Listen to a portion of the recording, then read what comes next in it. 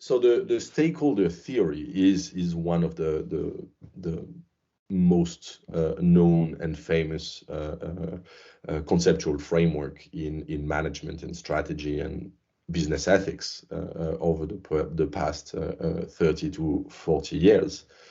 It's all based on the work of that very hairy, very beardy man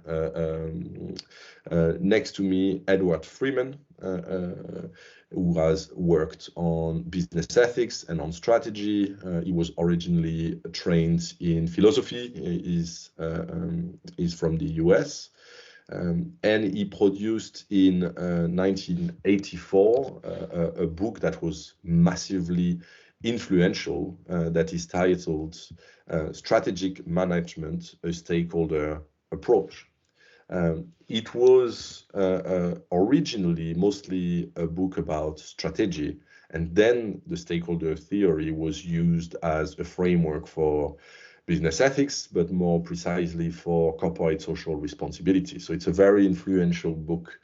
But originally, and I want to insist on that, it is a strategy book. It opens on a chapter about what he calls turbulent times. He says that both business and service organizations are experiencing turbulence. So we're in the early 1980s. Local, national, and global issues and groups are having far-reaching impacts on organizations. Gone are the good old days of worrying only about taking products and services to market, and gone is the usefulness of management theories which concentrate on efficiency and effectiveness within this product market framework. Basically, what he's saying is that this view of the firm, what he calls the production view of the firm, where you have suppliers, they bring resources to your firm that then produces products that go to consumers, might have worked before in terms of strategy. That could be a question in my opinion, but he says that that model is outdated, that by the 1980s, you have, as he says, groups and organizations that can have an impact, a far-reaching impact on the business, that are not just supplier providing resources to the firm that produces outcomes, product or services that go to customer. So he says there's a need for a new framework. There's also what he calls the managerial view that also resembles what you might have seen with Michael Porter, with the idea that the corporation and the managers are at the core of different interaction, negotiations, and pressure with the owners, so the shareholders most of the time, the suppliers, the customers, and the employees.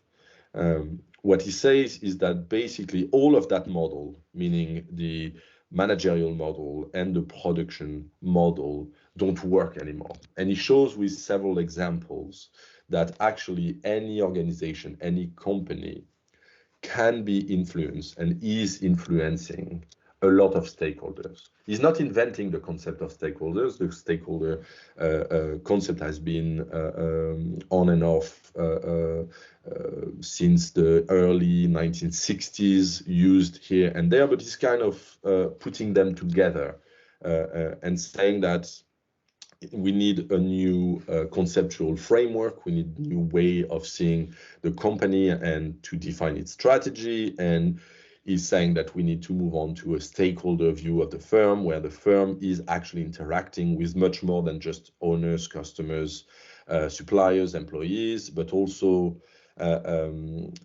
governments, local community organizations, the media, competitors, etc., etc. It's basically re-articulating a lot of things that had been studied before in strategy and providing a model to integrate everyone around it. And to him, that integrated model is the power of the stakeholder theory. So the map that I just showed before is the idea that a leader, a decision maker, has to take into account all the groups and individuals that can affect or are affected by the accomplishment of the organizational purpose. So that's the very definition of the stakeholder: groups or individuals that can affect or are affected by the accomplishment of organizational purposes. You identify stakeholders by identifying in these groups or individuals who has a vital potential impact on the company, and this is where the analysis of Freeman is fundamentally a strategic one, more than an ethical one or a political one. How you define stakeholder is based on who can help you or counter the purpose of the organization, the objectives that you set for yourself. So it is by definition centered around your strategy. As he says, for each major strategic issue, we must think through the effects on a number of stakeholders, and therefore we need processes which help take into account concerns of many groups.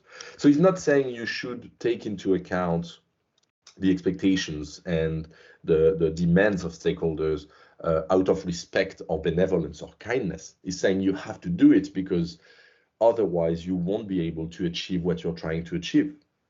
So any major corporation in that framework needs to look at the political side of the societies in which they evolve, not necessarily because they have to position themselves in terms of left or right, Republican or Democrat, but because these groups might have an influence on them. It's 1984, and in the mapping that I showed you before, Freeman is quite already on the point when he's putting all the way to the left environmentalists.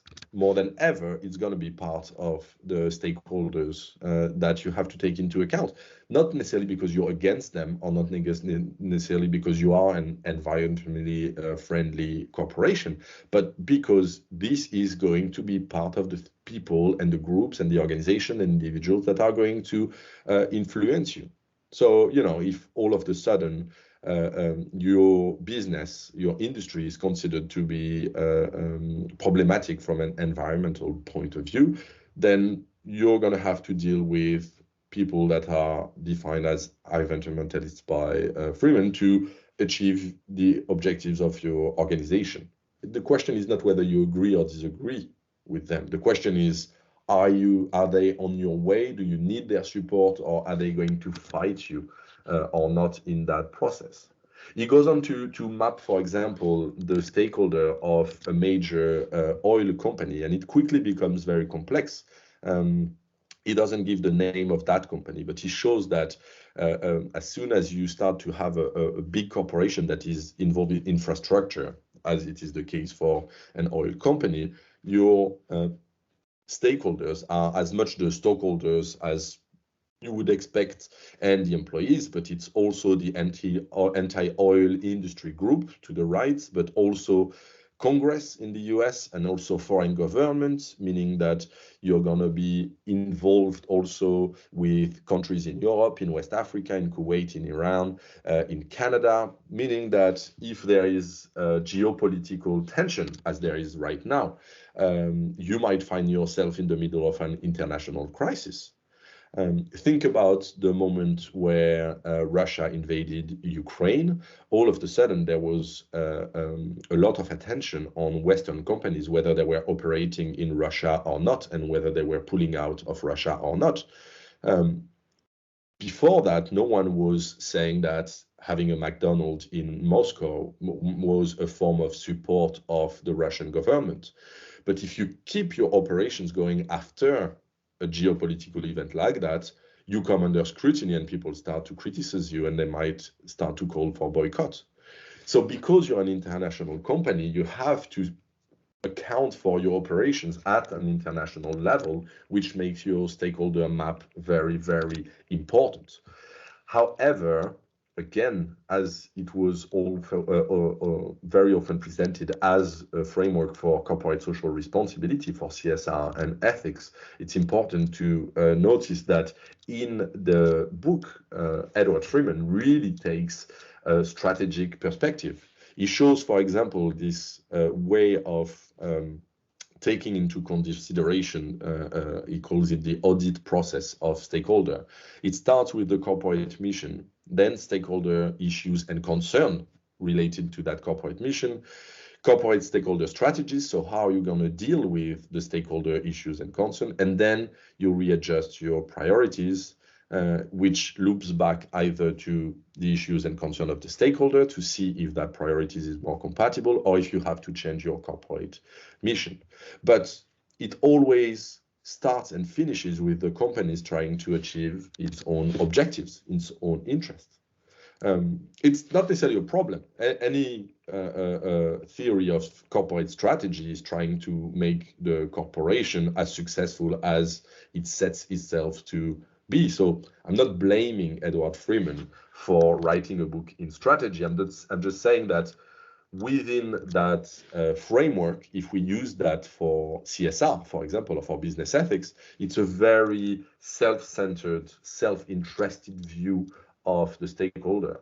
Freeman is not saying you should listen to these groups because they are legitimate and you need to respect them. He's saying you have to take them into account because they might impact you pursuing your interest, your mission, and your objectives.